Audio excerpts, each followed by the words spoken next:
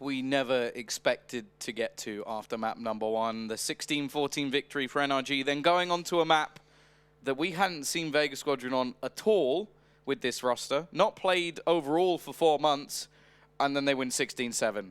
Vendetta, explain. I can't. I can't. This was supposed to end in a 2-0. This You're is meant to supposed save be, me here. Yeah, no, this is meant to be where Energy were supposed to save us, because we shouldn't be in this position where we have to explain it, right? It's past my bedtime, to be honest. Yeah, no, I mean, it's getting pretty late in here, but I mean, you know, it's all worth it. As you said right before we went to the break, all good best-of-3 series ends on Inferno, and that's where the action will take place as well. But yeah, I'm just wildly surprised. And then it kind of just throws everything you know about, you know, these two teams out the window completely. I mean, if we go back to the first match they played at this tournament, it was versus each other. That was an Inferno. Did go to overtime. And Vega were definitely within a shot of winning that as well, obviously going to OT, but they definitely had multiple opportunities to close that out.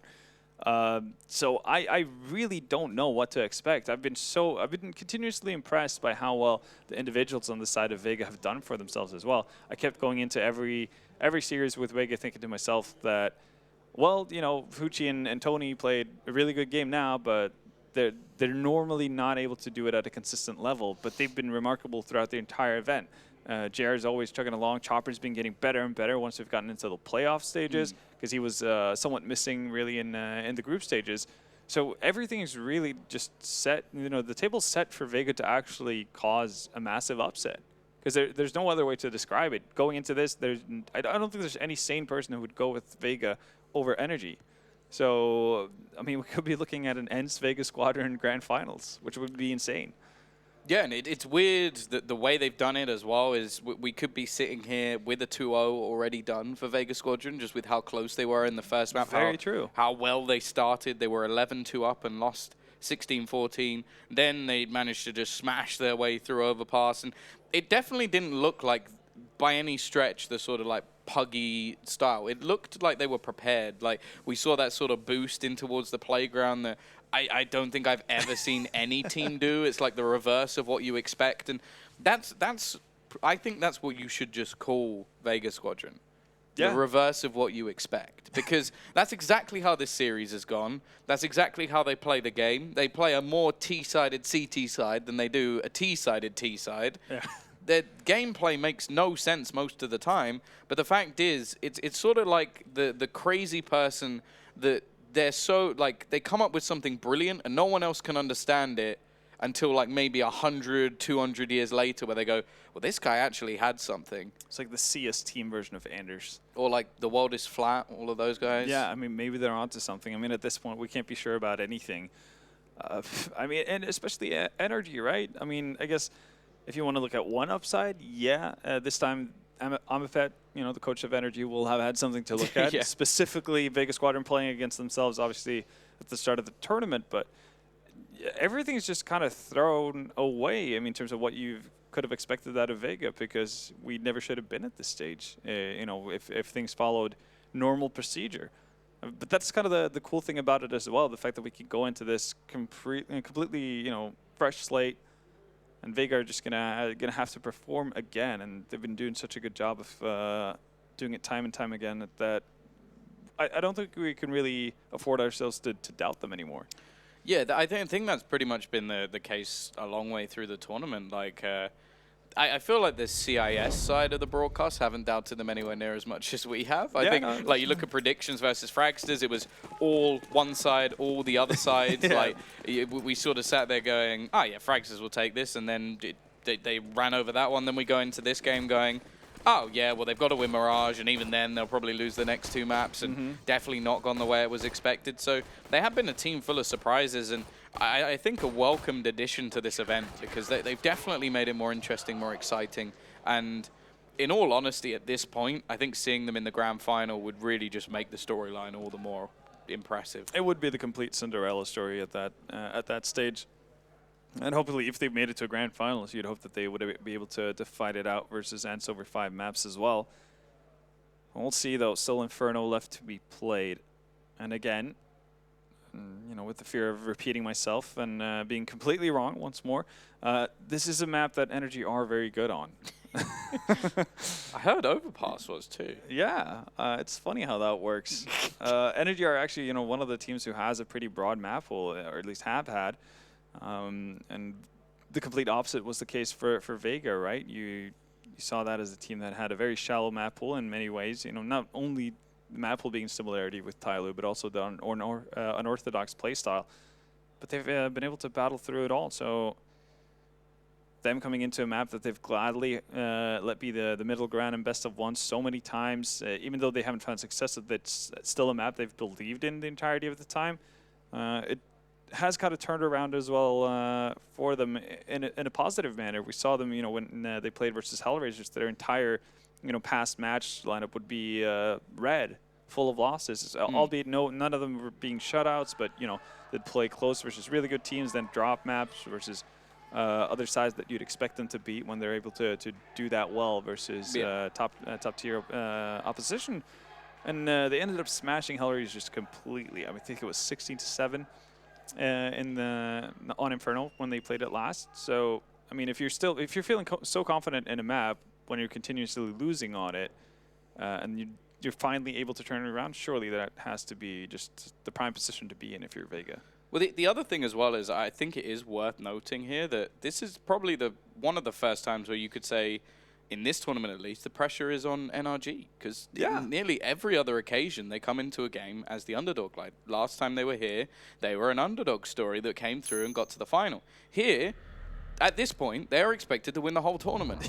And the fact is, they have just been bodied on a map that they were 100% expected to win. You saw the odds at the beginning. They were firmly in the favor of NRG. And now they have their backs up against the wall as Vega Squadron look to try and eliminate them. We are going into the pistol round here.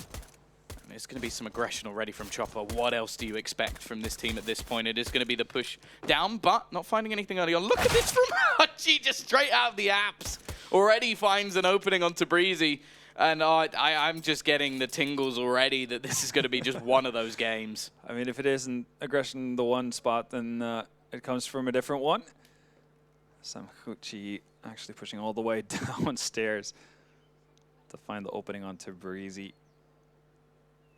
And I mean, we talked about how playing against a team like Vega often forces you to play into defaults. Defaults when no aggression is actually thrown at you when you've started running this does eat quite a bit of time. So for NRG, they might be getting into their own head, if not Vega's just already in there messing things about. Chopper, though, with that said aggression, is going to get taken out by Fugly. So opening here for NRG to do something. Nice shot from JR, though, already drops the bomb into the open. Hutchie with the trade back, and Daps manages one before hitting the deck. It's left all onto Fugly, and he will meet the same fate, and the pistol, again, is going to go the way of the Vega boys. And this has been also a topic when talking about NRG, right? Because they've never gotten into tournaments where they've been clear-cut favorite, maybe outside of IM Shanghai, which they did end up winning. They haven't really gotten into this, I guess, trajectory of becoming a team that chokes, right? They haven't had the benefit of being favorites enough to where you expect them to do as well as they've done. But this would be, a great way to start that kind of a trend, wouldn't it? If they were to drop this map. Not really a trend you want to start. No, but it feels like it's the NA way at times. Liquid's been, running with the flag in that department for far too long, even with as much success as they've had, right? Well, already heavy SMGs, lots of utility, and it is going to be a nice shot from Ethan. Looking to try and make sure that trend never becomes a thing as they go running in towards this B site. Now retake capabilities are still there. Okay, Crush. Yeah. He's got the only rifle, in the server. As we decides to do with a nice couple of shots from Chopper, though. It may not be over just yet. The Fat Lady hasn't started singing in this round, but Hoochie just started his rotation.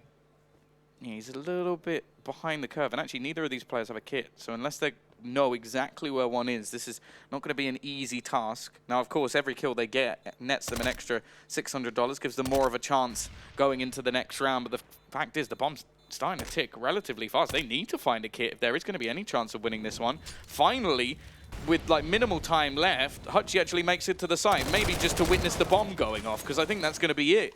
Comes in, says, all right, guys, and then just leaves straight away. Absolutely no impact in that round, and yeah, it is going to be Daps at least going up with the bomb, but other than that, they save the only rifle and keep a pistol as well. Yeah, and Vega Squadron come out of winning a pistol into the second round and hold on to an MP9. Well, this match is definitely building up to be an unpredictable one. All of that off the back of obviously Cirque's first frag onto Kibakin, but, well, I say Kibakin, Tony Black, as he's known now, the artist formerly known as Kibakin. But it really is the deagle shot from Ethan onto JR that just spirals that out of control. Well, now we get the full Vega. It is the force buy, and this is where they do seem to work wonders. We saw it even in the map that they lost at Mirage, where they were able to just make things very close towards the end by stealing rounds that never should have been with MAC-10s and Scouts, which, okay, they don't have a MAC-10, but they do have its CT brother of the MP9. Has spray and pray. Look, he actually hit that and got hit. Easy as you like. Who says aim punch is the thing? Yeah, lucky almost to be alive. He's going to try and time a dunk of an HE back in, but ultimately won't be finding anything. And CT side, well, they managed to burn down the clock a little bit. Now they've invested quite a bit into smokes, which on a map like Inferno is pretty damn important. You can definitely slow down a lot of these pushes with a clever piece of utility. And you can see Chopper just going to be shoulder peeking, and well, straight away, that's another 15 or so seconds burnt off the clock. Do they have another one on that site? They do. Yeah, Tony does. And I mean, at a certain point, you have to, you know, discuss the topic whether or not NRG are actually playing scared. I mean, you can't really fault them. I mean, they're playing against a very unpredictable team. But that's not really a luxury they can actually afford to take. They need to be assertive in everything they do. And now, 20 seconds left. There's 3-man stack over on B. Another smoke comes down. This time they're going to have to run straight through it. And JR, that's the problem. He had a scout, so he was trying to kill him with the pistol. Not the best, but Tony Black's found 2 out of nowhere. He's actually done so much damage. The spray through the smoke is actually going to net a kill, and Chopper's looking to try and turn it on his head. He's waiting for the rotation, but already so much damage done. Now, the last 2 players, they are the ones with the rifles. The ones with those AK-47s are peeking in. Daps gets 2, and he may have just saved them here. Chopper trying to do it all. Going to tap onto that bomb. Trying to scare Daps into peeking, but the fact is he doesn't have a kit, so he can't really afford to stick it. He needs to find this kill, and he needs to find it very quickly indeed, and I think the clock may have ticked too far. He has the chance at least to maybe remove this rifle, but the fact is Daps has done enough and will win them the round. I mean, win them around, but not the way you want it to go if you're NRG. You managed to hold on to nothing going further. And you give up an AK for Chopper. I mean, yeah, you talked about it. Vega, when they force buy, they do get a lot of damage out there. This time it's off the back of MP9s, Scouts, and 5.7s. Yeah, really 5.7, a gun that in terms of like fashion, I would say it's not really in fashion in CSGO. It's coming back a little bit, I feel. I think it might be seeing a bit of a resurgence. And that's the thing, right? Because when we see changes in terms of meta for what kind of pistols are being used, it's not because the remaining pistols are bad by any means. It's just that there's one very obvious choice, and when that gets nerfed, people start to realize that, well, oh yeah, this is actually a pretty decent weapon to run about with. They forced again. They just went for it. What is that? Crash has just taken off 2 heads plus an extra kill along the way. How do Vega pull off rounds like this? Look at the HP on the remaining couple of players. It's left on to Fugly and Ethan, and Vega are just pulling out things from nowhere, but there's still a chance. The 2 remaining players with rifles in hands, and while Fugly, 10 HP, and what a dream, a miracle. He's praying for something here. He's hoping someone will come down and save him, but that's one of the most ridiculous pistol clips I've seen in a long time. What the hell is going on? I mean, you can't even account for this. Crushers, like, if any player you were to say have been rather quiet on the side of Vega throughout this tournament, it would have been Crush. But if he can deliver those kind of moments for you, holy hell, our NRG in for a rough time. That's filthy. Absolutely disgusting from Crush. Getting, like, flashbacks to the Happy clip. I can definitely assume that NRG are starting to sweat bullets at this point. But they're going to try and do exactly what was done onto them. The fact is that I feel like Vega are much better at these sort of anti-eco rounds. That's the problem. They're so good at winning the pistol force buys, but then they're good as well at just facing off against anti-ecos. It's just not the way that you beat them. You don't fight a shark in its hometown. You don't do that. You don't go up to where the shark lives and go, yeah, this is where I'll take the fight. And that seems to be what NRG are trying to do here. And while already the first 2 opening kills going the way of the CT side, I'm still just like almost shivering from that round. I don't know how they managed to do that. It seems like NRG have even just the nerve to force that. Oh, they got reset and just went, let's do it again. It doesn't really matter, does it? Yeah. Lost 2 rounds in a row. For any other team, that's the point normally where they go, okay, all right, we'll take the hit. You know, it's Inferno map, high utility. That's where you want to get the rifles, have everything in play. Not Vega Squadron. They'll fight you on the force. They'll fight you anyway. They'll fight you on the beaches as well. Not normally the best place for a shark, but it doesn't seem to matter. Overpass wasn't the best place for them either. They really have evolved, haven't they, as the tournament's gone along? And it is going to be NRG to take that L to their name first and give up on that force by the battle. Oh, goodbye. It didn't even need the second nade. The first one did so much damage. That's even the thing, though. It's like we're talking about maybe nerves, pressure. Just the way that things are happening, I feel like would tilt you in this game. Like, you're like, okay, well, we broke them. Yeah, okay, we lost all of our players. But they'll probably just take the hit here, right? Maybe just keep that one AK. Instead, you just force spine, and then they beat you in dominating fashion as well. There's just got to be a moment for NRG where, like, if anything, I'd want to see them take a pause. It's very early in the game, but just basically go, okay. Calm yourself. Let's have a breather here. Things have got very messy. We're only in round number 6, and things are already insane. Speaking of that, actually, JR is only sitting with 2 kills to his names, but he's got 6 assists so far. So he's just dishing it out to everyone who's willing to take a hit. Crush. I think that's the scout, mostly. Yeah. Just hitting those what is going on? Now they've managed to get 2 kills in what is a flat eco. They've now got an AK. They can't. No, I won't believe they cannot lose this round. Chopper, he's actually missing the shots. He's just been dinked up in the corner. He's running out of bullets. That's going to be his biggest problem. The bomb has gone down. Now Dap still has an AK. Chopper's scared to reload. He still has 10 bullets in the clip, and actually Tony Black's going to come in and restore a little bit of normality there. And thankfully, for my sanity, Vega will be able to close out that round. If NRG had won that one, I think I would have left the lost it. Yeah. Just packed it in, called it a day. But I mean, even still, even if NRG can't complete the full sweep in that sense, they do get a bomb plant down in the situation where you wouldn't give them much of a chance of doing so. And here we are, 4-2 for Vega Squadron. And in the first matchup that they had versus NRG on Inferno, they got off to really rocky starts. They would win pistol, then get reset, and NRG would go for a bit of a run. That's not been the case. They've held off the initial pressure. Going to see a little bit of aggression now coming out from the CTs on Banana. I think that's going to be one of the main points of contention here. And they've gone for that sort of classic little boost up. They haven't actually rotated the second player away. Normally when you see this boost, you'd watch JR like gamble himself over towards the other side of the map, and you'd have that sort of 4-1 nice little stack. That's the common thing.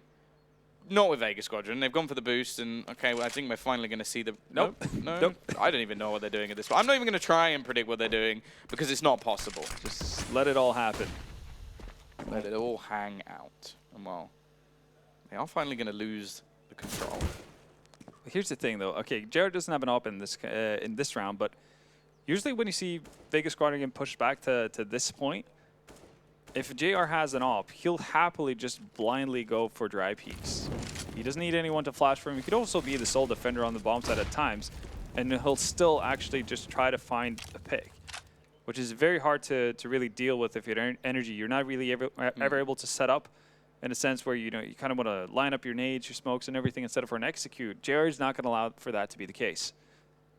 But right now, though, seems like the read from NRG's side might be the right one, as there's no rotation over from Vega. It's still just the original 3 on this A-bomb side to defend.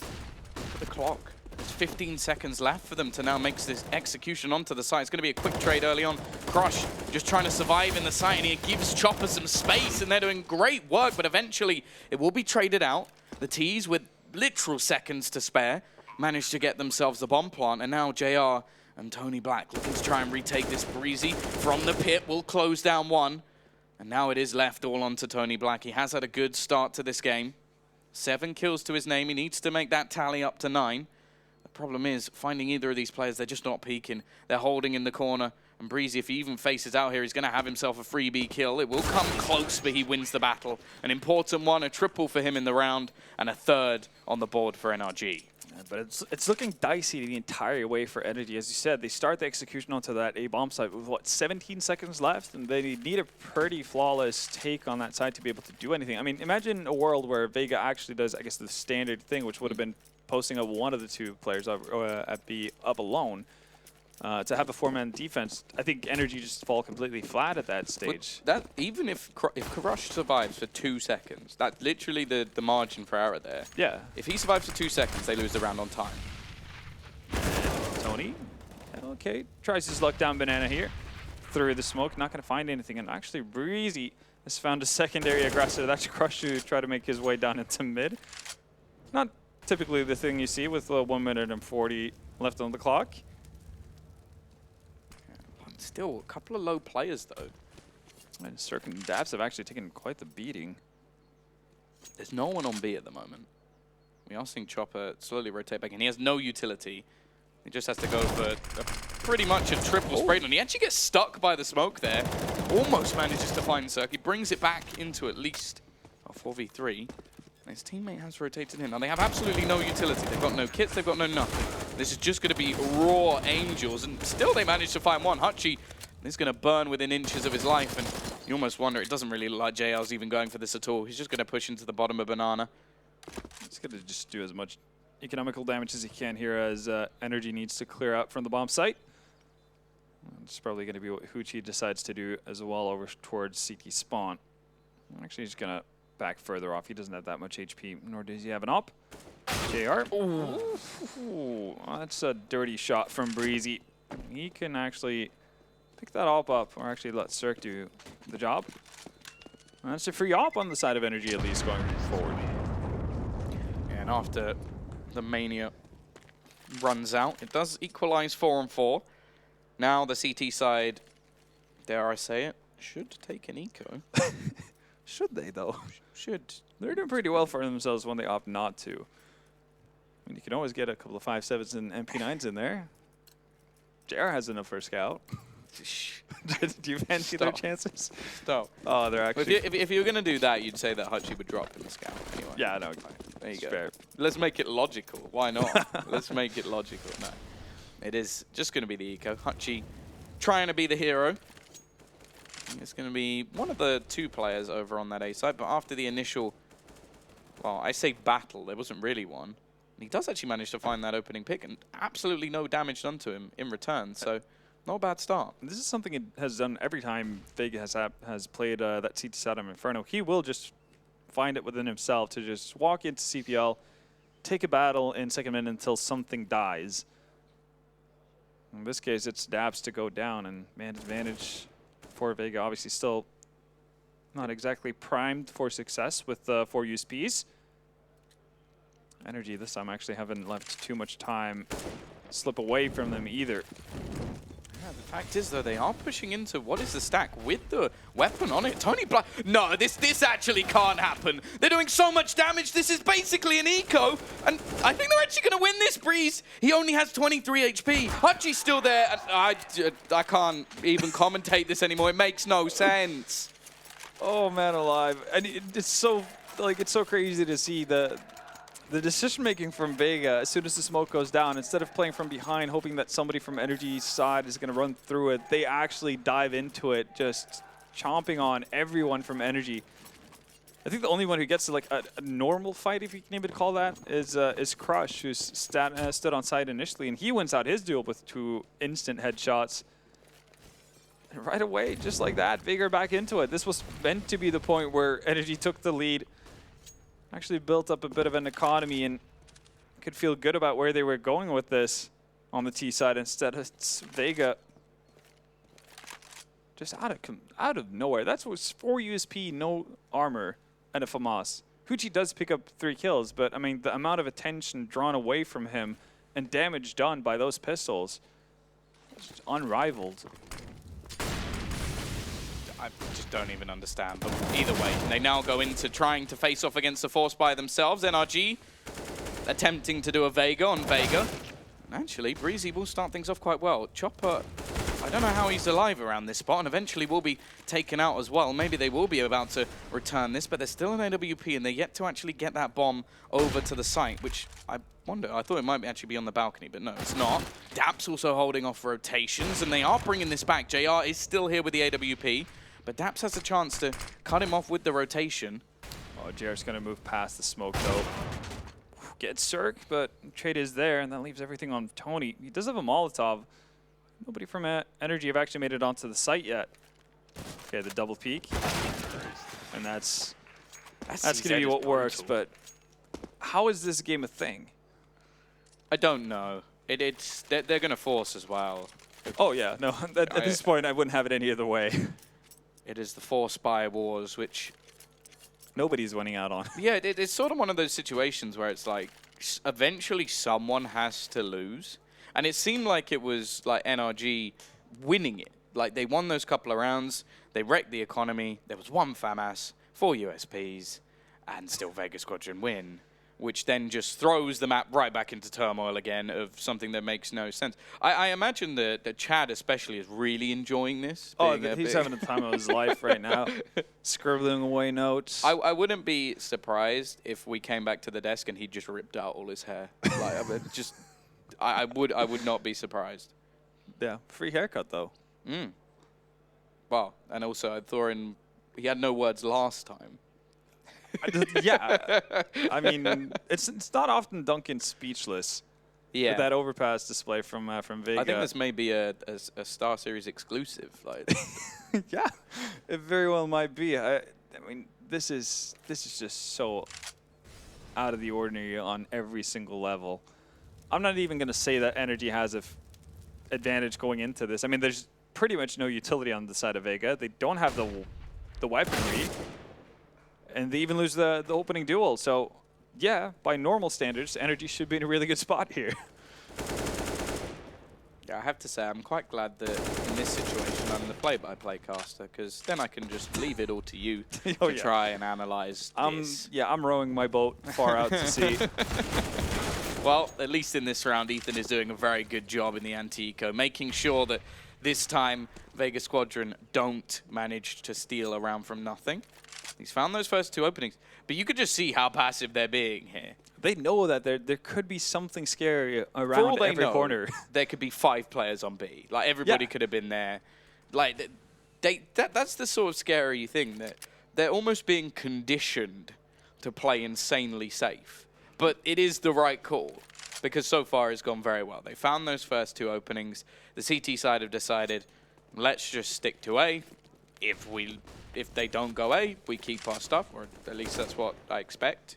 And if they do go A, we have a chance to try and fight this together. Now, it is just going to be the B plant. I pray to the Lord that they are just going to hold on to what they've got, but they may try and go for a few exits along the way. Could be the case, yeah. Can't fault them, though, if they want to basically just give this another go going into the next round. But yeah, and I mean, we talked a little bit about I'm the Pet and what kind of impact and information he can be able to provide to Daps, you know, as this game goes along. I think at this point, even if you've done your research and everything, like, you're probably equally confused as everyone else. I mean, he doesn't even have the overview that we have. Yeah. So he has even less information to play off of. To him, people are just dying left and right from unseemingly nonsensical places. Yeah, don't die to a double headshot Deagle while running around a corner. Like, I mean, yeah, I mean, you can always bring that kind of feedback into play. It's like, it's sort of at the point where it's like, please don't die? Yeah, like, don't. Well, it's just difficult, because the thing is, in a lot of the cases, it didn't seem like NRG were doing anything particularly wrong. It's just that, well, Vega Squadron pulled out of nowhere.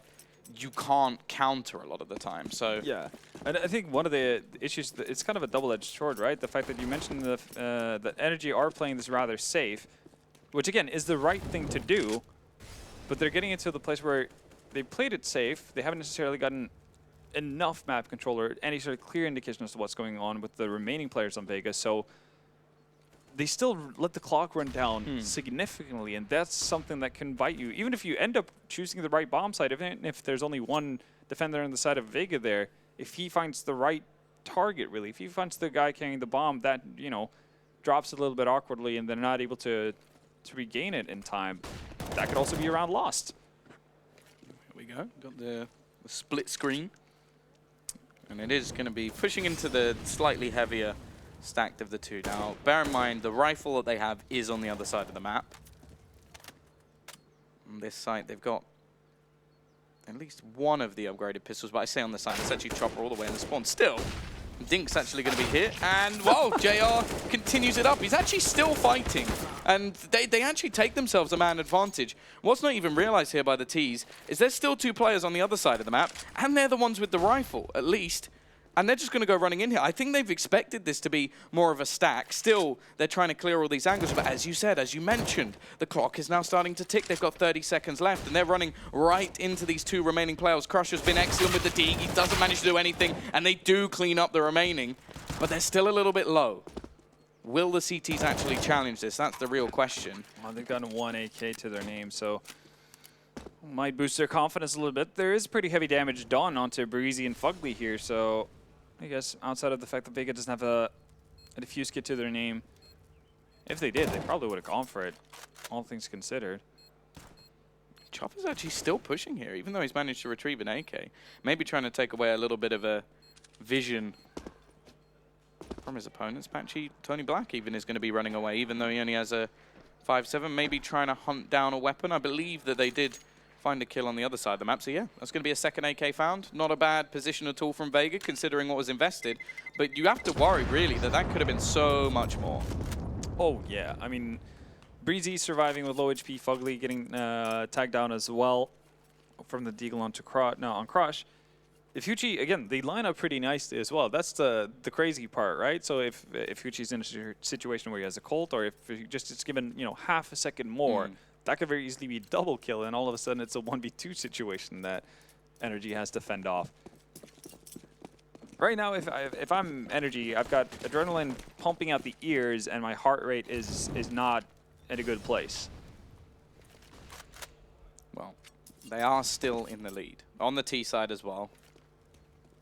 So although a lot of this has been about Vega Squadron, the fact is it is still NRG leading the charge. Although we can say that even the T side of the last map, which they supposedly don't play, was excellent. So I think NRG are going to want to get as many rounds as they can, because they're not going to be given an easy road when it comes to that T side. That is definitely true. And again, default being set up from NRG. And with 1 minute remaining, not really a whole lot happening. Haven't pushed very deep in towards any side of the map. They've given up banana control completely this time. No rotation coming off from Vega, though, to set up a stack towards A. This might be actually one of the better scenarios NRG have found themselves all game. They still have to fend off quite a bit of utility here that can be put out by a Vega Squadron, and also, obviously, rifles for once. Once again, though, the clock. 30 seconds left as they go for this execution in towards the site. 3 players here. Still utility as well from the CT side. I think they've just started saving it, but a man has actually crossed into their ranks. It will be Ethan to find one. Still, though, down to 20 seconds now as Chopper doubles up. Hutchie chimes in as well, and it's left down to Daps and Fugly. They've at least got themselves the site for now, but they have to actually get there to plant the bomb. Fugly so low that Molotov could have finished him off, but he is going to be there to get the plant. JR also being tagged in a little bit through the smoke. Now leading in, JR finds the first. His opponent so low, but Fugly gets one. It's still going to be the CT side with another round on the board. The bomb plant will actually help quite a bit to make sure the money is there.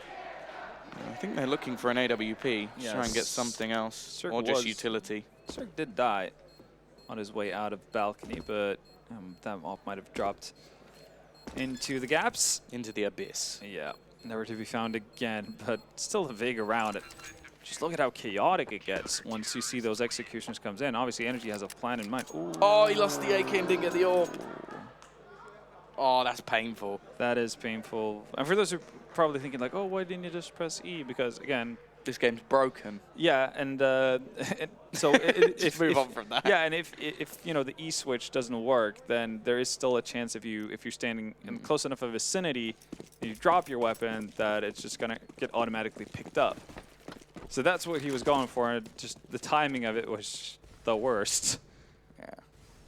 And that actually does hamper their buy. I mean, definitely just kills their economy completely.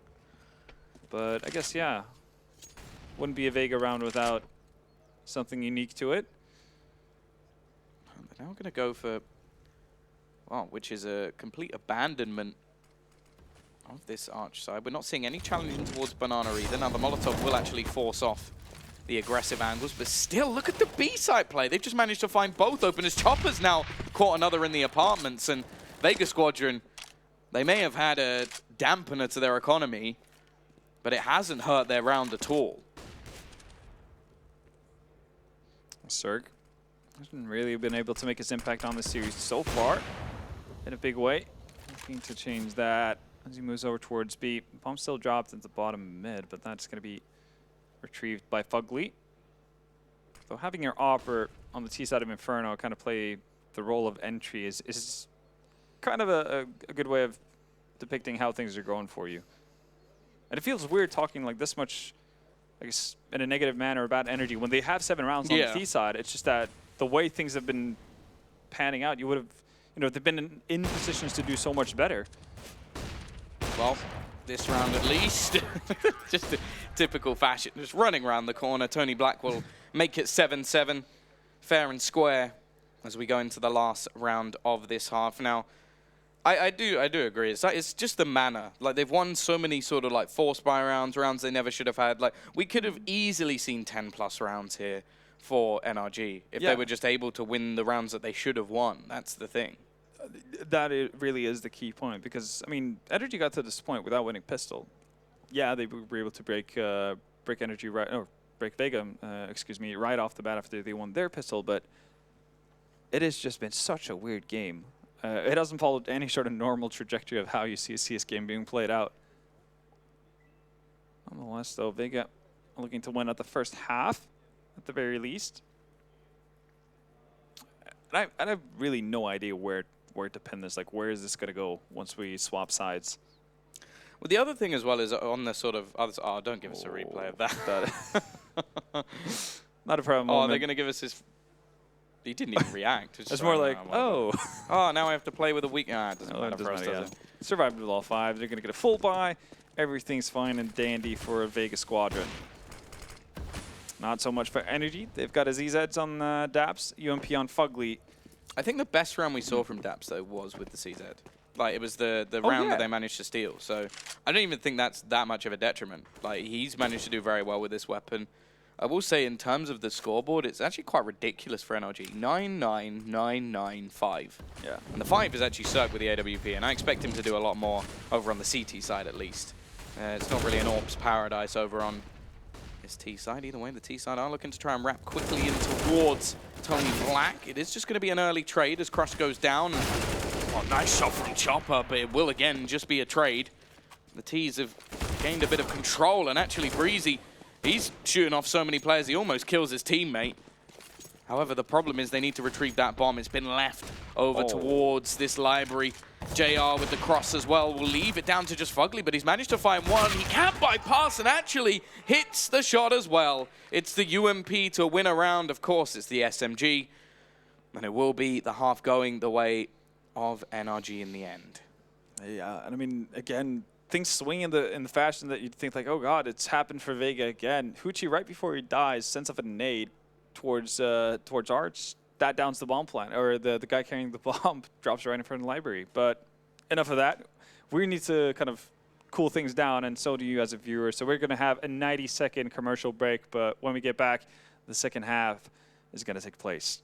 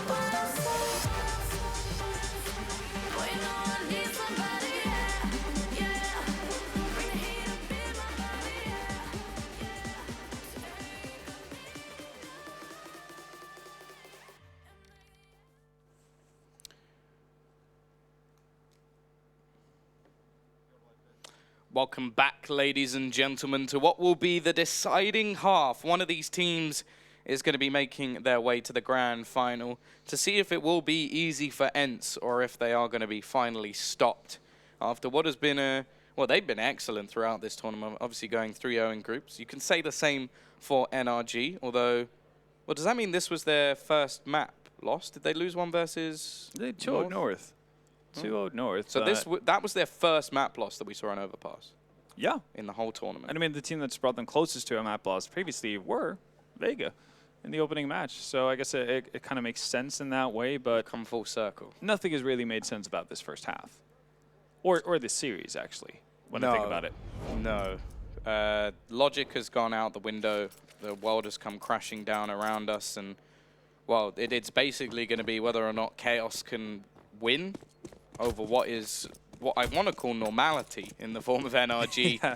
the favorites to take this one, and probably the whole tournament from here on, but they've got to get to the final first, and there's still another half in their way. The T side from Vega got a bit of utility. They're sending up over towards Banana. Very quick trade, and Breezy still in the corner. The flashbang will go through. Chopper even still going to try and take the fight, but it is going to be back into a 4v4 and a 2-2 split for the CT side. Yeah, favorable situation for the Ts. Also have, well, they had a smoke on the side of JR, and still have a flash at least. Can be used here. Fugly needs to find some connections. Not going to be able to, but maybe Ethan can show up here. Gets overpowered as well. Chopper didn't find any success on the second try on Banana, but does find one more to his name on A. Retake situation, Breezy and Daps. Daps does have a defuse kit. Yeah, Tony Black just well placed though, and it's looking like the second pistol is in the arms of Vega Squadron. They got themselves the first as well, and it did get reset straight away. Daps, although it's not nice, he may even just have to save the kit. It's not something you really see into a second round force buy, so it might be a nice little addition. Although we have seen NRG be a bit safer with their sort of purchases in. He's actually going to do a little bit of damage on his way out, and of course that adds in some extra utility or maybe a pistol he can buy, because basically what I was saying just moments ago is they normally don't invest too much into these second rounds. They like their full buys. Exactly. They're usually pretty conservative. We see a lot of Deagles, but no Kev. That kind of being the way they approach it. Or ZZs for that matter. Breezy's actually just going completely away from the ZZ. He's rocking Tech 9s and 5.7s.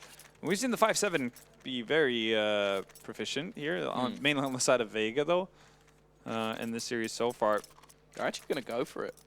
They are. I mean, maybe they're just, you know, cowering, or I guess, yeah, taking the knee to just how the game has been going, right? Follow their lead. Yes, follow Vega Squadron's ideology. New meta? God, I hope not. We already had 2015. We don't need to go back to that. Yeah, I think that's the sort of death of analysis, really, if this meta comes into play, because it would basically just be like, either team can win any of these rounds. Who knows? Discuss. Or disgust. Disgust is probably accurate. Well, I like the investment into the smokes, though, from NRG. They've still got the kit as well. And keep in mind what we saw from the side of Vega Squadron as well. They did this on their CT side.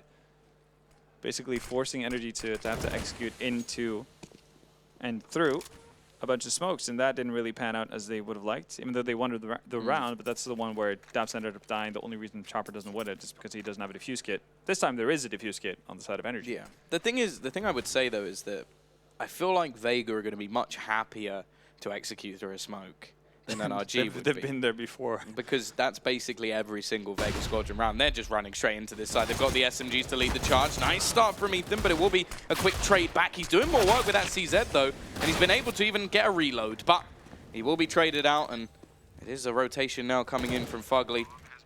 Breezy doesn't really look like he's going for this. He's gone all the way back around. Maybe he's expecting there to be somebody waiting for him. I wouldn't be surprised. Yeah, I mean, you can't really take anything for given at this point. Expect the unexpected. That is really the only thing you can go actually take to heart in this matchup. Vega do actually stave off the pressure. I think if Circu's able to just connect with not even just a kill, but do some damage as they're forced to take the challenge with him, could have allowed for Energy to actually fend that off. But instead, it's going to be Vega Squadron to get away with the conversion here. So they do better than what they started out the first half with there. They did win the pistol as well, but weren't able to actually get anything from it. So I've got a question for you. Say right now you were the coach of NRG. Oh, yeah. And they call a tactical pause. What would you say to them?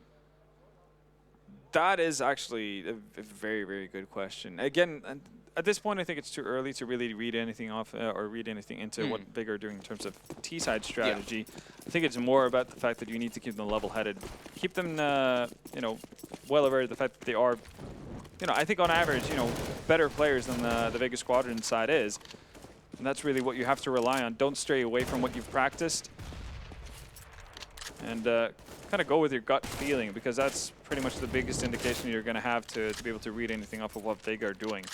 So in other words, we would want a post-match interview where they went, yeah, we played our own game.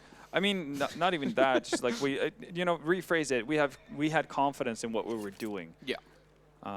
Which I guess is the exact same thing, but you know, it sounds nicer. Yeah, there you go. Anybody who wants to upgrade their interview, yeah, Vendetta is just giving you the phrase that you can use instead of "we played." Yeah. Because I think it's important when you go up against such a chaotic team as Vega that you don't actually just throw everything by the wayside from what you've practiced. What you've practiced have gotten you to this point. It's gotten you so much success so far. Sure, you need to make sure to be able to do adaptations if you can read anything into it, but I think that's the tough part. The other thing as well is we have to note that in similar situations, like similar gambles, it seemed like pretty much every time Vega had them in the right spot. Yeah. Like say this sort of round, I just have a feeling that if this had been on the other side, NRG would have pushed exactly into the stack. Ran into it, yeah. Which is somewhat, I would say, like you got to give props to Vega maybe for a slight read, but a lot of the time that is just luck. There's nothing really else. Like okay, in some of the rounds they did have a bit of a gamble on like either site, and then they rotated into the right position, or they got a couple of kills on the first site and it doubled back. But a lot of the time there was a lot of luck played into those sort of rounds. So NRG may feel a little bit hard done by. They're trying to do some damage here themselves, and Tony Black's gone hunting, stat padding, but also upping his bank. He has been pretty good in this matchup so far. Again, a strong first half where I'm getting sort of reminiscent times over towards Mirage, but it wasn't anywhere near as dominant. It's not like they didn't even win the half. Yeah. But he was a very good situation. Look at the switch in odds. People have jumped on that hype train. People have begun to believe. Everyone took, wait, was it the blue pill or the red pill? I think they took both for this situation to happen. They took all of the pills. Yeah, they took all of the pills, and we've ended up here. Here we are. What was in my drink? Don't ask questions you don't want the answer to. Well, team looking for answers is Energy. They've gotten an op out on Zerk. Don't have a ton of utility. As we said, they have been a team that's opted to go a rather conservative route in the previous eco rounds they've had.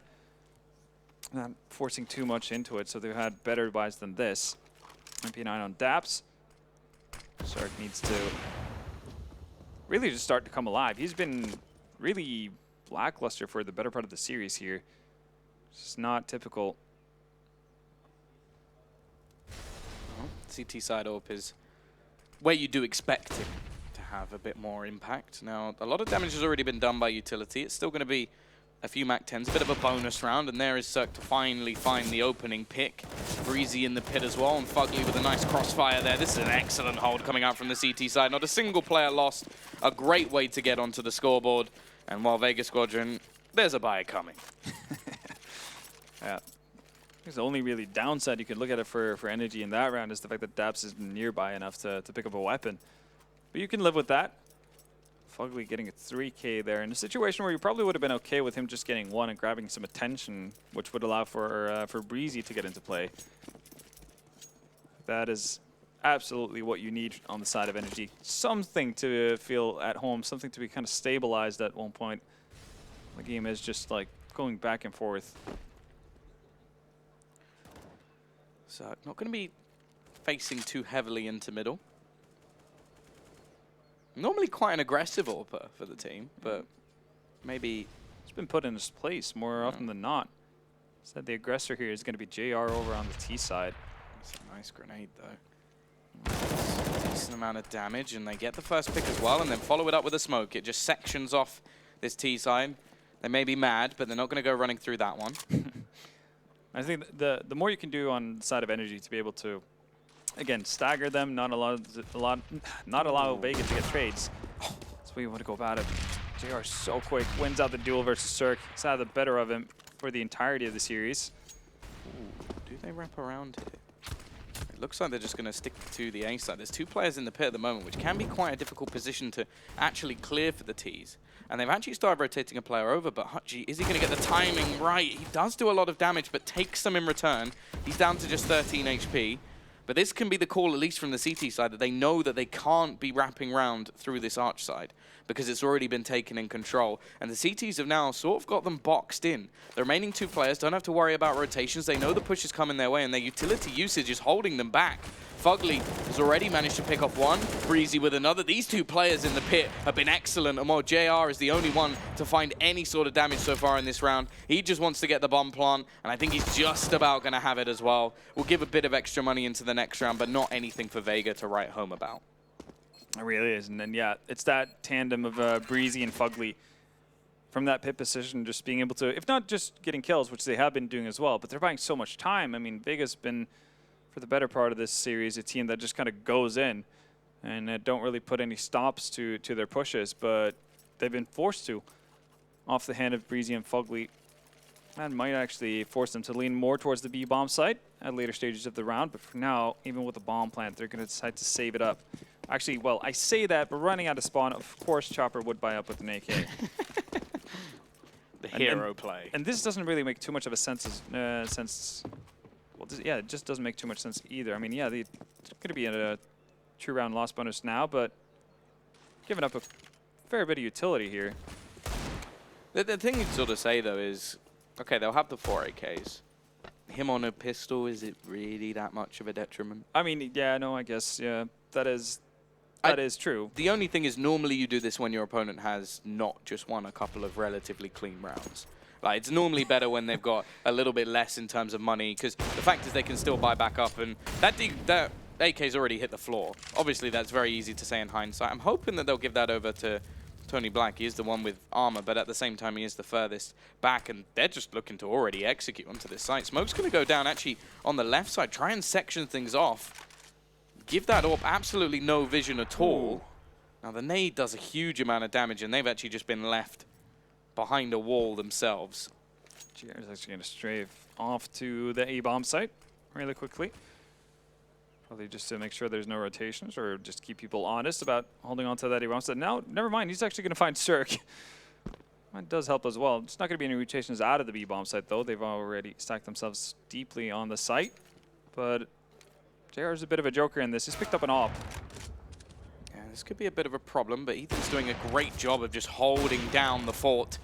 They're somewhat waiting for this rotation to come in, but the fact is there's only 15 seconds left. The Ts just haven't left themselves enough time on the clock, and well, JR may actually just be tempted to hold on to this AWP. That's the thing. Him having an AWP here surely is more valuable than anything else. He's just going to try his best to survive. No, he's going to go running in. Okay, I don't understand that at all. I tried to justify some of their other decisions in that round, but yeah, I don't get that one. I guess we're really like trying to push this here and to make sense for Vega, but AWP on T side, tough to play with. So didn't he buy one? Didn't he buy one like in one yeah, of the early, first yeah, buy yeah, rounds? no, he did, and he found success with it as well. Yeah. But you know, really try to stretch it here. I don't think there was any logic to what he just did. Yeah, at all. that would be more fitting to the entire picture of the game, right? Maybe if he watches this back and he goes, actually there was this, and he can tell me, I would genuinely love to know. Absolutely. The more you know, knowledge is power. Knowing is half the battle. All that good stuff, but in all honesty, I have no idea where he didn't save the AWP here. Yeah, again, yeah, especially considering that wasn't a situation. Yeah, sure, he isn't getting any money in there himself, but he had more stake up because he stayed at 2.8. Yeah. So he could have dropped off something for Chopper. You know, they could have worked around. Or he could have even bought an AK gun glass cannon. Yeah, very much so.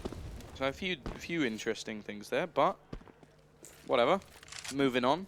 It's something we have to do in this game. Now, I feel like there's got to be a point where Cirque starts getting a little bit tilted, because I think that might have already happened. I mean, just looking at his total contribution for the entire series, it's woeful for his standards. And also, like, the last round, he literally got banged out by a Deagle that had no armor behind it, and it was just JR running around a corner. So I think that he's died to JR too many times, to the point where it's got to just be blowing his mind. Daps looking for a little bit of aggression here. I think that was a bit of like misplay there. Chopper goes for the peak. Hutchie runs away. And well, the man advances, goes the way of the CT side for a second, because Tony Black quickly trades it out with a nade. They are looking fairly dedicated to this side. And JR's going to get him again. Like, when does this stop? Cirque can't win that battle at all. I think that may be 4 rounds in a row that he's been killed by JR. I was about to say that it's getting to the point where it's online bullying, but you know, they're not sitting too far away from each other. Call the bully hunters. Yeah. I mean, at times it seems like NRG could make use of an extra player, at least on the server. Vega just eviscerated that beat A defense. Well, and I think Breezy actually might need to change up his position a little bit. We've seen him, and I mean, we've talked highly of him for playing so well from that pit area, but he's playing the exact same position time and time again. This time we see 2 nades flying in, making quick work of him. So he needs to move a bit about. I will say that is something that I do think we need to give credit for on Vega, is that although they don't seem to go into a lot of the initial rounds with a hell of a lot of strategy, it seems like the adaptive calls that are coming in, like the on-the-fly calls, are very good. Like their rotations seem to be on point. Like when it comes to switching up where they're going, they seem to be pretty good.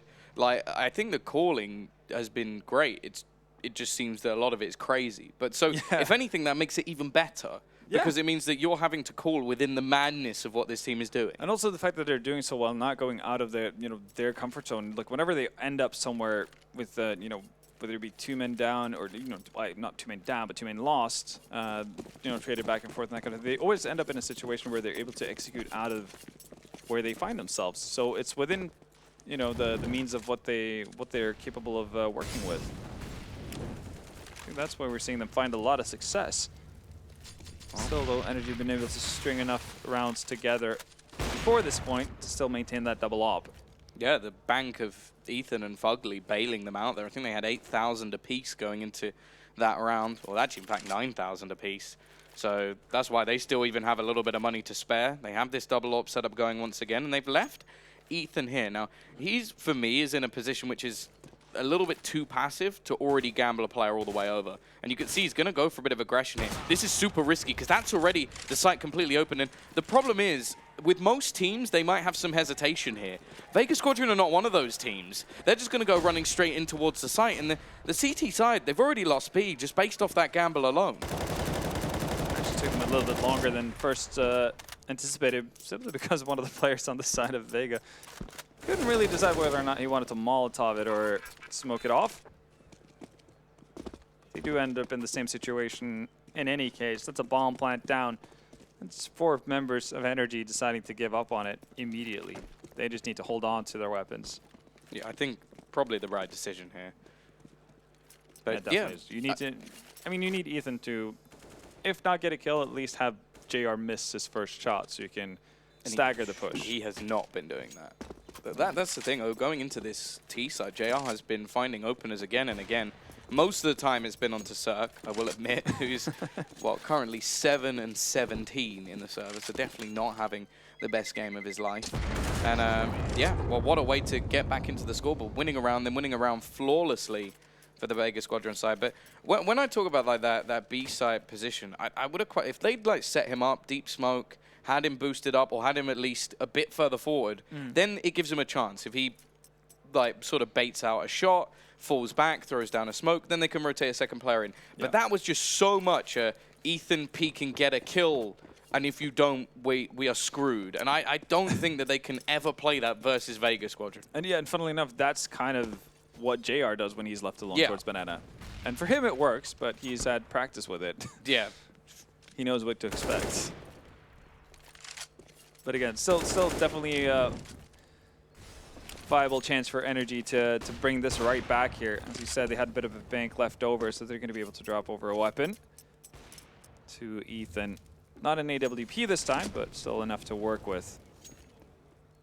Again, very passive setup on the side of NRG. One of the things that kind of led to their demise on the CT side after getting off to a very good start on their very first matchup on day one was the fact that they started playing so extremely passive. When Vega Squadron are given a lot of map control on Inferno, they're really good at making the most out of it. But the other thing as well is they're a team that really likes to challenge that arch side, and there's no one there, which it really does worry me. Like, this is one of those spots where, okay, fair enough, if they do go towards A, it's not so much of a worry because the CT side can just hold onto the pit, they can put down walls of smoke and just hide behind them and basically be a pain in the ass. But if they do go B, then it's a bit of a problem. But they are actually just all going to push through that short side. So, if anything, this has worked perfectly for the CT side. Fugly will start things off with a double, but the trades come back in turn. Cirque is still on the site trying to fight this back, but through the smoke, he's wrecked by Crush. And it is into a 2v2 once again. Ethan and Daps trying to retake this one. This time, their economy a bit more on the line, but the 5-man save helped them out. The T side don't have to worry about cash. And we are going to have JR set up with this AWP. He's been excellent at finding these kills, and he's going to be forced off, but already Crush finds the first, and while the second man looking to push back in, Ethan to try and do it all alone, and JR just peeks in and finishes him off in typical JR fashion. Another round on the board for Vega Squadron. They are 13-11 up now.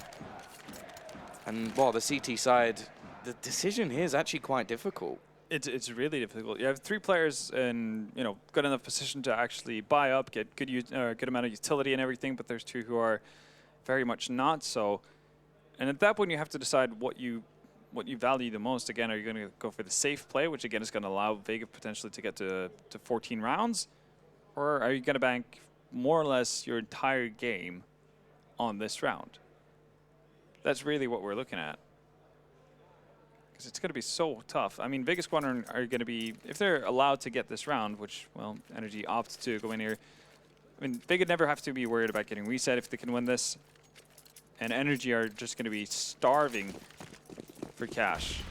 This could very well be the round that gets Vega to a finals. Oh, they're going to play Vega at their own game, though. Look at Ethan go, running all the way down in towards middle. He's actually going to go underneath. They may not expect this.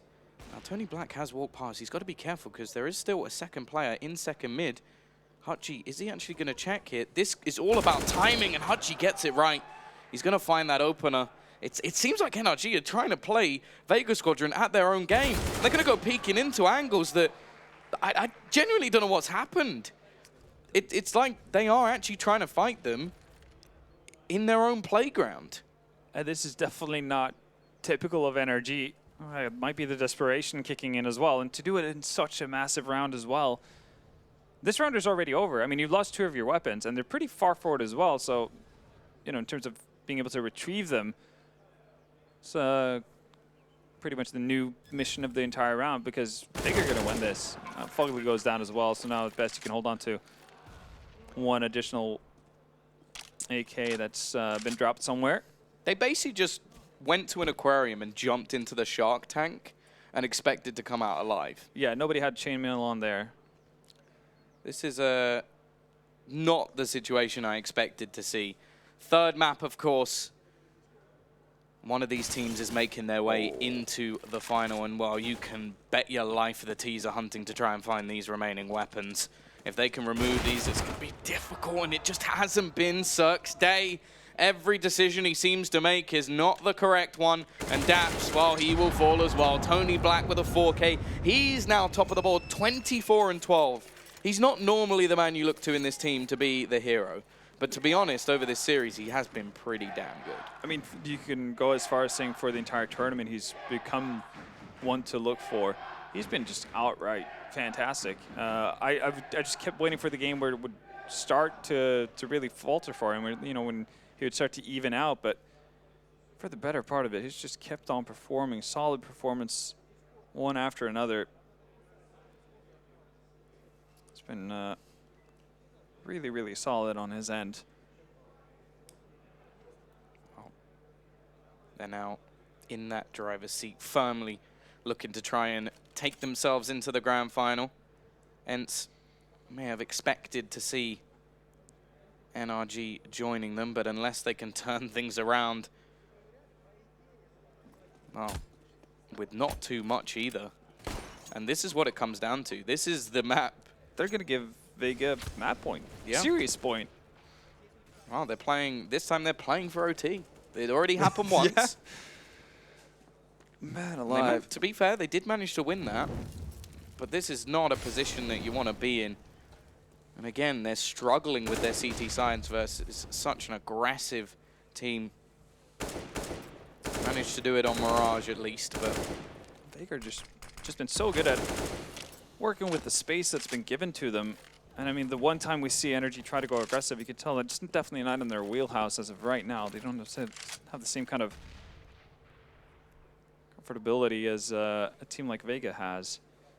So that buy round was just all for naught. And here we are, pistols, 2 more smokes and a dream. Prevent Vega from getting to that point. yeah, already Ethan is going to fall. They've rotated a man in to replace him.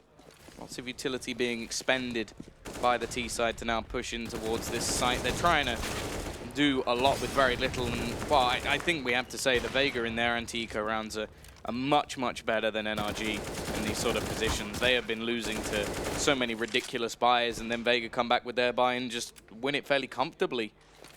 You could tell that Vega as well, not ever been in a situation where time started to slip away from them either. They commit.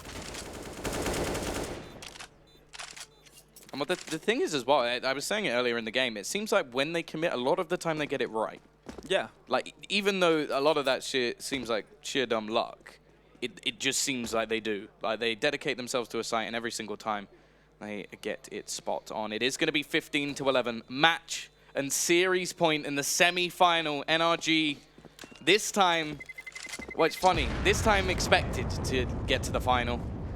Last time, definitely not, but, well, they now have what is the last-ditch effort.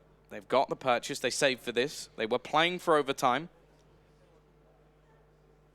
Vega Squadron, well, they've got plenty of cash in the bank. They are ready and waiting to get into that grand final. Obviously, got a couple of Ukrainians in their roster. They are the hometown heroes. Hellraisers getting grouped, removed that aspect from any other teams. So there was only one team to rally behind here in Ukraine. And, well, look at this. They're going to go for some aggression once again. Breezy is the one to do it this time. Hasn't had the best of games, and he's going to get wrecked straight off the bat. Cirque this time will be able to trade things, and the T's actually not going to pounce on that one. A bit more patient in their move. They'll take the 4v4, and they know that they've got JR ready to go for that peak.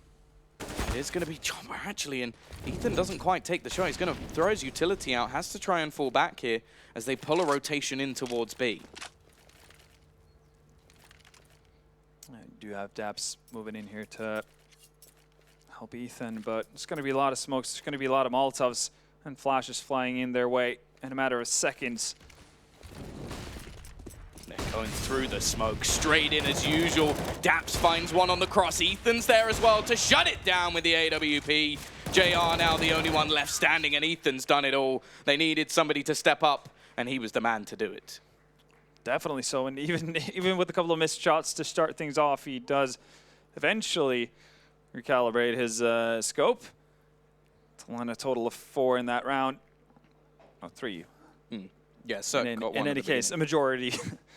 That's definitely what they needed. So pretty clean getaway as well for NRG, only losing Breezy. They're going to be able to buy up and actually drop for him. And that could actually be the thing that really topples NRG at the end there. If they start losing too many members, they're not going to be able to get full buys. As Vega Squadron are in a pretty neat situation. They've got 2 players sitting above 10K. Well, they're buying to the end. Exactly, and that's the thing. So they can actually whittle down energy, even if they, they're not necessarily in close situations to win round. It's, as long as the energy survive with 2 players, something to that effect, that can be enough to go into a potential 30th round. You have a UMP there. You're lacking a Molotov or smoke here, and that's really all it takes at this point. To be fair, I think even if they did run out of money, Vega Squadron would be buying to the end anyway. It just is their style. Already. Fugly. Oh, he's just trying to dance his way out of this one. Oh, he's already been tagged to just 40 HP. That's just relentless as well. Normally we see teams just kind of give up on spamming that after at least 5 seconds. I'll give it 10. Vega's still shooting. Don't play Counter-Strike like anybody else, but that's what makes it all the more exciting. 15 to 12. 1 round of the next 3 needed for Vega Squadron to get into the grand final. This time it's going to be a faster play towards the A side. Now this pit setup has been good for them. Fugly is going to be able to final just about. It's actually Cirque to steal it away, but Hutchie's very quick to trade, and he gets a second as well. Breezy in the pit has a lot of work to do. Now the bomb is actually dropped at the moment, but he's going to be forced by the Molotov. JR's already closed him out, but Daps with a quick trade leaves it all onto him, and it is done. Vega Squadron, they force the upset. They get themselves into the grand final here in Kiev. And while I'd be damned if anybody said they didn't deserve it. Oh no, there's no way you can discredit this win from Vega Squadron. They could have won 2-0. That's really the reality of the situation. If they won their map choice, the only map that, if anything, we expected them to win. Yeah, I mean, that's how crazy this series has been. But Vega Squadron getting contribution from everyone on their side. And just for the better part of this match, outplaying NRG. I mean, if you scratched out the names of player names and team names and whatnot, just looked at this from an overview, and obviously the obvious telltale signs of how, the play style. Yeah. You would have imagined that, the roles were reversed. Like, Vega were the teams that we actually hailed to be favorites going into it. Crazy. Yeah, I genuinely have absolutely no idea how they managed to do it. The overpass is still a big shock. Like, I think that's still in my mind of just I don't really know how they managed to do it. But yeah, all in all, that was a very impressive performance. They brought it on Inferno. The fight they had was incredible and insane. And yeah, we are back to us. I think the interview will be coming in a moment. I'm looking forward to see what Crush has to say after that, because especially for him, like joining this team, like it was a team that pretty much looked kind of dead and buried in a way.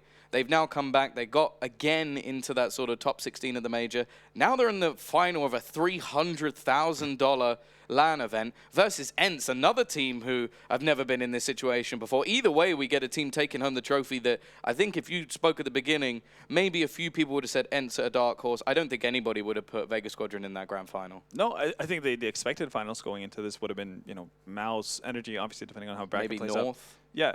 Exactly, something to that effect. Instead, we've had an extremely wild ride, a roller coaster of a tournament, but it's been a lot of fun, and you can't say that any of the finalists here are undeserving of the spot they have. I mean, Vega just keep blowing my mind, and I can't wait for tomorrow in that sense.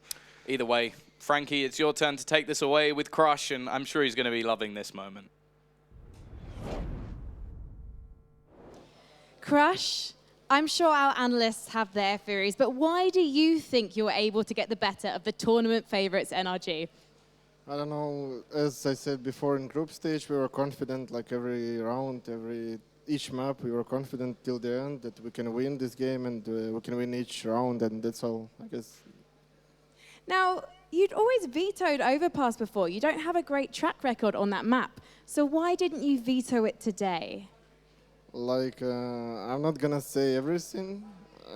I would say it's our secret or something. Oh, okay, it's your secret. I don't think it's your secret anymore, mate, because you absolutely smashed them on it.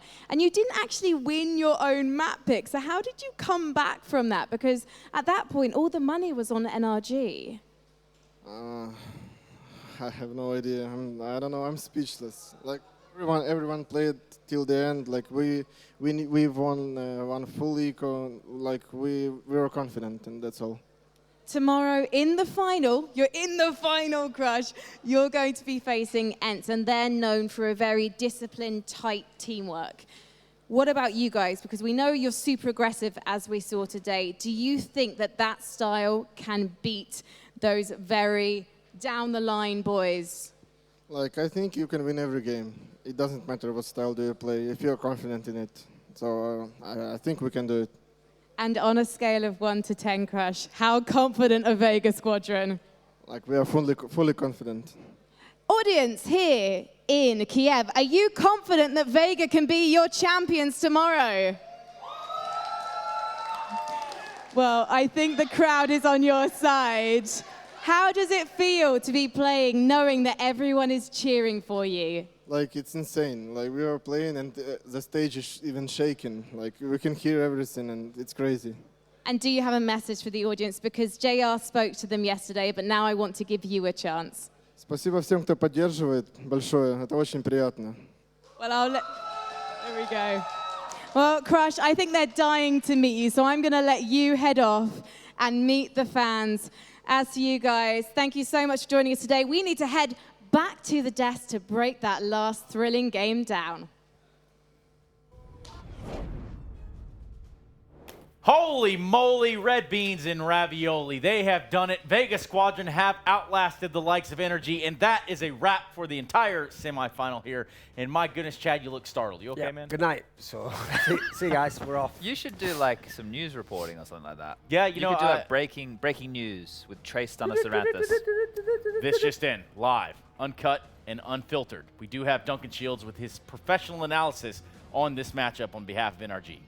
I like the way they showed on the screen there that we all predicted NRG on the bottom that's lower rough. third. I know, isn't it? Well, of course, there's a big reason why we predicted them, especially with that map that came out. The Overpass one has to be the biggest upset of this entire series, right? The fact that they were able to do that, that's hugely impressive. And that just attests to how well that these guys, you know, were able to prepare just overnight. Because coming into this matchup from a Fragsters game, which on a scoreline was relatively close in the quarters, it felt like this was going to be a rocky affair for Vega, but they've impressed here. There's no two ways about saying that, right? This is a very impressive victory. They're winning games in best of threes now. And if they can, you know, go in with half of what they've done today against Ents tomorrow, it could be a very good best of 5 final. Now, there's a lot of saying going to this saying that, hey, this could have been 1-2-0.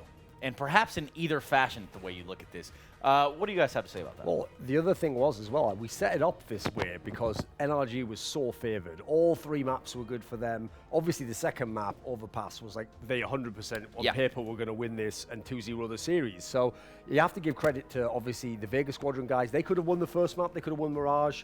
They definitely won Overpass. It was obviously quite impressive. And then the third one we saw on the screen, off the top of my head, I think it was like they had like 33% win rate or something on Inferno. It was pretty poor. And so, yes, they'd obviously matched up well against NRG earlier in the tournament, obviously played out in very similar fashion here. The thing about this series was, it's not even as though like Vega Squadron just got lucky. Like there was throughout the series, there was plenty of clutches that the guys from NRG got. Like Daps actually won a whole bunch just himself. So this was an amazing round.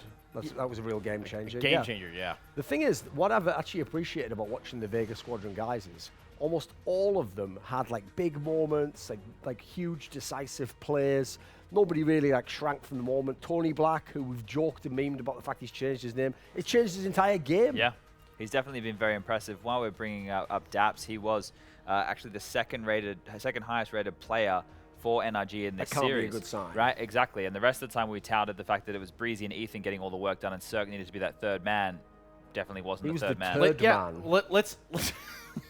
Let's talk about that third man that you're talking about that was touted upon. In fact, Cirque ending out this series at a 42 and 57. That's a negative 15 KD, 61.5 ADR.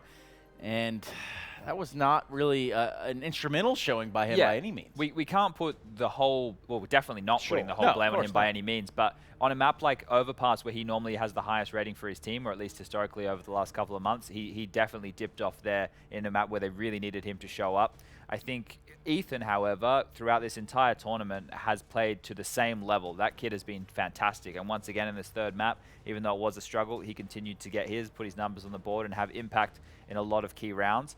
It's one of the things which I touched on after the first map, and we saw it again here, was just when the bomb is going down or when, you know, NRG were taking the bomb sites, Vega have no problem swarming and just constantly being in their face, making these situations so awkward because they want to play these 2v2s. They want to play these 2v3s. These are the situations that they really feel that they can have a lot of impact in, and they forced NRG into really awkward situations. You know, it sucks to have people constantly running through smokes, constantly in your face, but that works for Vega. That's the style that they've shown us time and time again that it works for them. Well, here are the numbers, and they do not lie. It's true Vega Squadron have toppled the likes of NRG, one that was a favorite going this far in the tournament, and somehow, some way, that's not the case anymore. Tony Black, 63 and 46 of the 81 ADR across the entire series, really having quite the influence on this matchup. Yeah, for sure. We spoke about him potentially being one of those swing players with Hachi, and he stood out in this series, didn't he? Just, if he's going to be the highest rated player for a series, it's unexpected. We're looking at JR, we're looking at Chopper to do the heavy lifting, and he's really come into his own this tournament with consistent performances, and that's a real good sign. It's not even one that I feel, you know, even if he drops off a little bit tomorrow against Ents, I don't think that's going to be too much of a drama just because it has been relatively consistent from him. I think overall, I don't want to put it as the fairy tale run and, you know, take away from a big victory here, but this is kind of is because it's on home soil. Yeah. You know, they're really showing now that they can win not only in best of ones, but they can win in best of threes. Remember, this is the $300,000 tournament. There's mad money in the final, and we've got two teams winning in the final, neither of which have any experience at that kind of level, except obviously someone like Alan. You can put him in the mix there. So this is going to be outrageous, whoever wins it. For me, the fact that they've also taken down legit teams. Obviously, Ents beating out Big. You had the NRG victory here. So it's not as though they fluked their win. It was just other teams took care of business. They took down the biggest names in the tournament. And now whoever wins, some degree a worthy champion, right? And the difference being that of 50K and 125K. I mean, what do you do with all that, Duncan? Probably buy a load of cryptocurrency, just let it all tank. All right, nailed that. All the kids are doing nowadays, right? Chad, give me some closing thoughts as we look to end this stream nearly as soon as possible. I think NRG are going to be super disappointed with themselves. That was their series to win, and they can only reflect on this and just think, look, we can't be frazzled by that kind of style. Another learning curve for them, great, but this is the tournament, especially with how the bracket unfolded, that was pretty much theirs to take. Well, after I'm a Pet did that post yesterday where there was only, because it was the last game of the day and it went pretty late, you know, because of all the 3-game series. He did that tweet where he was like, you know, nice to play in front of a big crowd, and then it was sarcasm, you know, there was like 4 people there. Well, there was a pretty big crowd today, mate, you know what, and they were all cheering for this team called Vega Squadron, and your team is quite famous for buckling, folding faster than Superman on laundry day, and basically going home. So, well, catch a plane now. You can get home probably in time to watch the final. Put your feet up and watch some real Counter-Strike from some champions. Did him dirty. Just like that laundry that he's going to have to fold afterwards. I'm just kind of thinking about like Superman, how fast he could actually fold laundry. But anyway, that does it from us. Enough of our antics, enough of our nonsense. We're going to get out of here. I'm going to go head to the steakhouse, have a big old beer in your name, and thank you for joining us. The semifinals are concluded, and tomorrow we will be kicking off a best-of-5 grand final between, believe it or not, Ents and Vega Squadron. That's right. It could be easy for Ents, and we're going to find out tomorrow afternoon. Make sure you're here with us. We'll see you then. I'm a Petty in the Heartbreakers.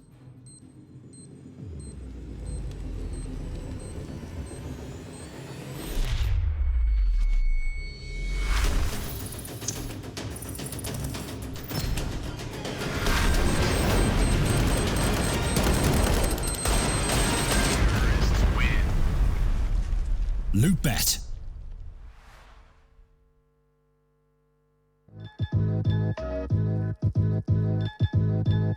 With Hellcase multi-cases, you're no longer restricted by random case opening mechanisms. Now, you are able to pick any of the cells containing skins and actually determine what you win.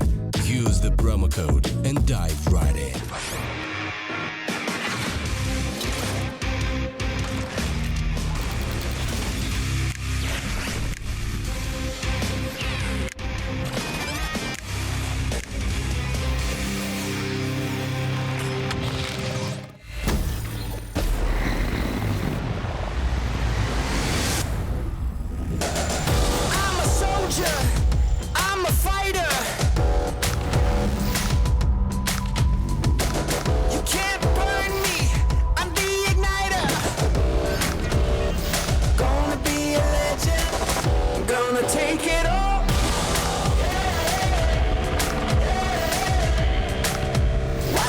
Shit like a wrecking ball.